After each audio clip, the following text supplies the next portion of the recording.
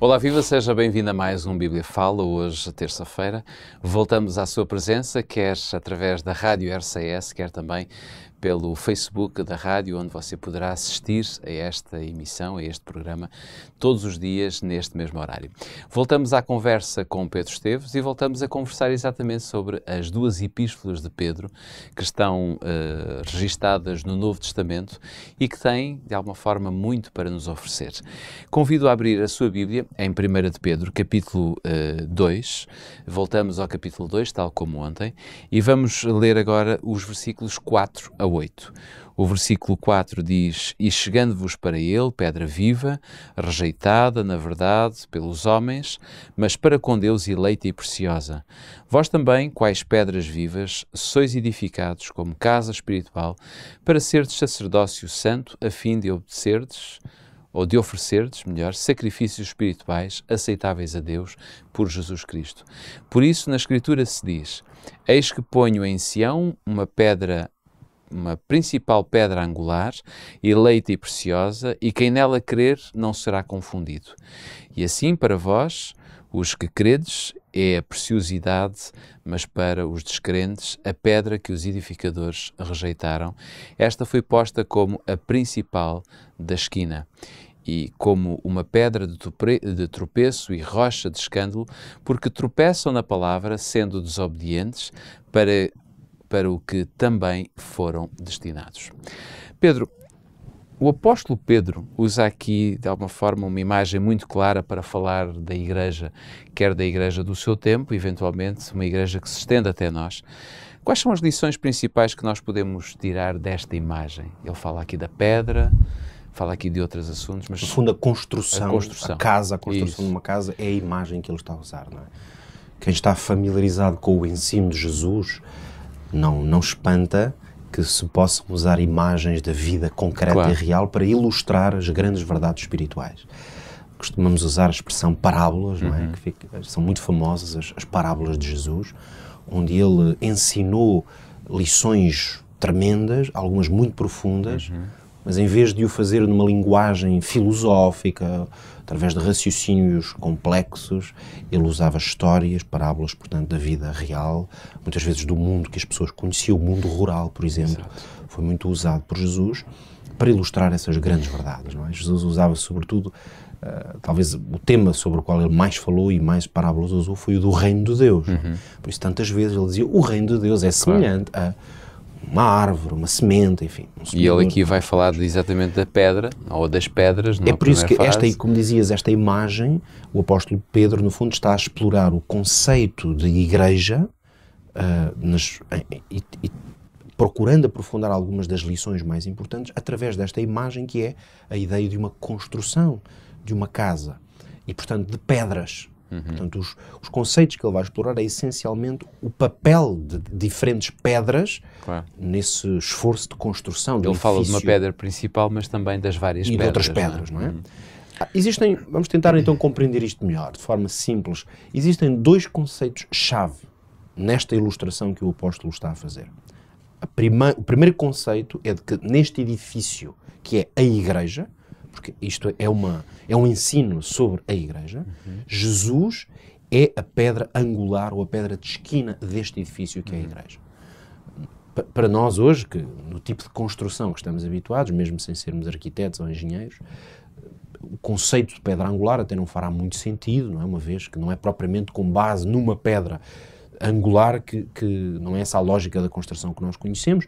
Talvez hoje, se fôssemos usar esta parábola na linguagem mais moderna, nos referíamos talvez aos fundamentos ou aos pilares, digamos assim, que são realmente a estrutura base, e depois a partir daí é que todo o edifício é construído.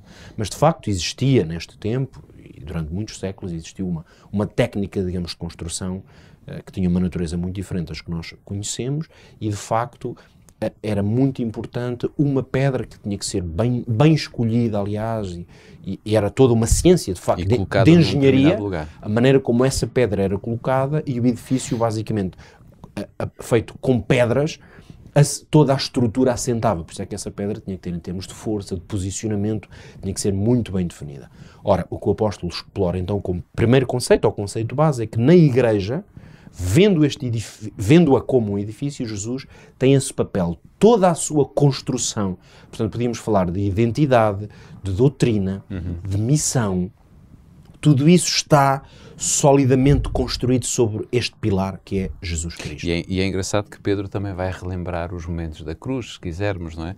Porque ele diz que é a pedra que é Cristo, os edificadores rejeitaram, não é? Precisamente, ele aí está a citar palavras dos profetas. Aliás, ele neste texto que leste, cita 3 passagens diferentes do Antigo Testamento. Portanto, dos profetas, Isaías 2 vezes e dos Salmos, no Salmo 118. Portanto, ele está a fazer recurso, de facto, a esta imagem, portanto, que não é, no fundo, ele não está a inventá-la. Claro. É um conceito que profeticamente já estava, os profetas já se tinham referido a ele, e, portanto, este conceito de que Jesus ocupa esse lugar de pedra angular de toda a estrutura de que é a Igreja.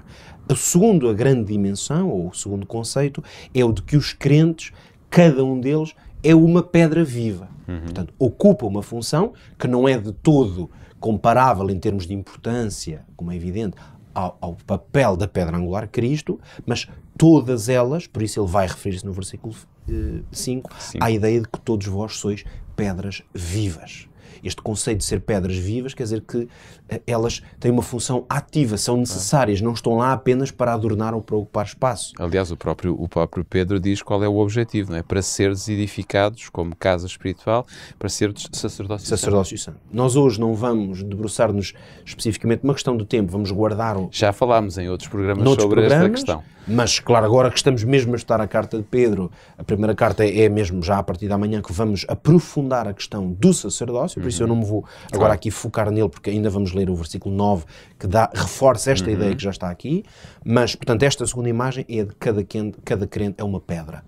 Isto podemos facilmente ligar esta imagem com uma outra muito importante para falar da Igreja, que é a parábola do corpo, essa explorada pelo apóstolo Paulo, não é?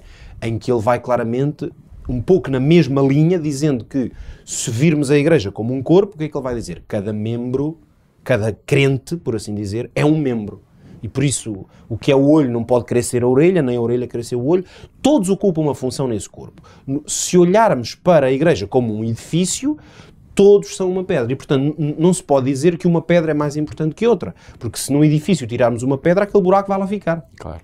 A diferença é Cristo, porque se Cristo for retirado, o edifício cai. Exatamente. Portanto, por mais dons, capacidades e beleza que as pedras tenham, sem Cristo, isso é completamente irrelevante. Digamos, o papel de cada um torna-se irrelevante. Mas, na base de Cristo, o papel de cada um é muito importante. Estes são os 2 grandes conceitos. E agora, isto tem 2 implicações. Tirar estas 2 lições, que é no fundo a base do que Pedro está a dizer, tem 2 implicações que eu acho que são muito importantes para a nossa reflexão. A primeira delas é que não há na Igreja outra pessoa, outro estatuto que se possa colocar na posição de liderança, chefia. Na Igreja, quem ocupa a posição de pedra angular é Cristo. O que quer dizer que, ao contrário do que, por exemplo, historicamente o cristianismo foi padronizando e definindo, aquilo que nós muitas vezes chamamos como o cristianismo histórico, definiu, por exemplo, a existência de um homem que é o chefe da Igreja, que funciona como um substituto de Deus ou de Cristo enquanto a Igreja estiver na Terra. Este conceito, que vamos dizer, curiosamente, nasce a partir da utilização que Cristo fez desta mesma imagem, recordemos das palavras de Jesus em Mateus, no capítulo 16, quando ele tem um diálogo com Pedro e depois diz a Pedro: sobre esta pedra eu edificarei a minha Igreja.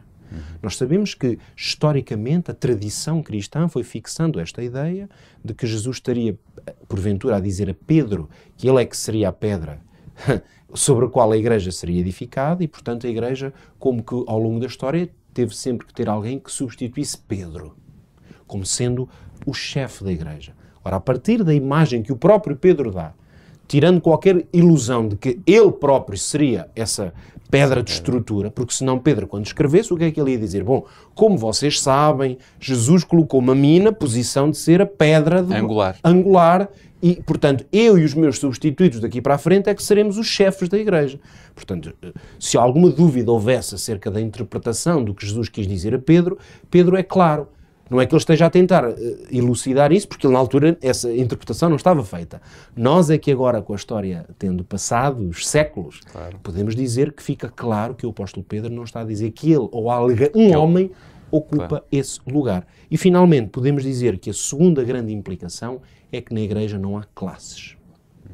Portanto, por um lado não há chefia, há diferentes funções, porque as pedras, ou seja, uma que está na janela, outra que está junto à porta, são diferentes. Isto significa, portanto, que não há classes entre os membros. Na Igreja, olhando para ela como uma construção, um edifício, não há clero e povo. Claro. Mesmo a expressão leigos, que é uma expressão que nós conhecemos muito da Igreja, essas expressões são um pouco enganadoras em relação ao modelo bíblico que, por exemplo, o apóstolo Pedro definiu. O que há na Igreja são pedras. Claro. E mesmo que elas sejam diferentes, ocupam funções diferentes, têm dons diferentes, como o apóstolo Paulo bem explicou, mas todas elas estão em igualdade nesse aspecto. São pedras que assentam sobre a pedra angular. Você é uma pedra viva, você que está aí desse lado, ouviu a explicação que acabámos de proferir aqui.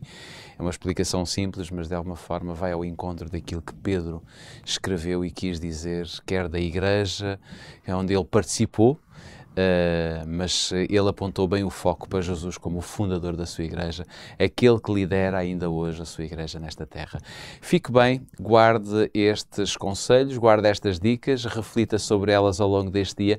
Quanto a nós voltamos amanhã aqui na RCS e também pelo Facebook da rádio, com o Hope Channel por trás. Já sabe, pode ver, pode ouvir, sempre neste mesmo horário, a esta hora. Voltamos amanhã.